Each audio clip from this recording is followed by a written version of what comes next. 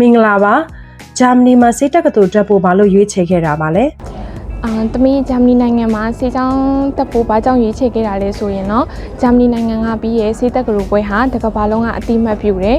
ဂျာမနီနိုင်ငံရဲ့ပညာရေးဟာ free education ဖြစ်တဲ့အပြည်ပြည်ဆိုင်ရာကျောင်းသားတွေအတွက်လည်းကျောင်းလာကပြီးစရာမလိုဘူးတက်လို့ရတယ်ဂျာမနီနိုင်ငံကစေတက်ကတူပွဲရပြီးရင်ဂျာမနီနိုင်ငံမှာပဲအလုံးလုံးခွင့်ရနေထိုင်ခွင့်မှာတခါလေးရရှိမှာဖြစ်ပါတယ်။အားကြောင့်မလို့သမီးဂျာမနီနိုင်ငံမှာစေတက်ကတူတက်ဖို့ရွေးချယ်ခဲ့တာဖြစ်ပါတယ်။သမီးကမြန်မာပြည်မှာလည်း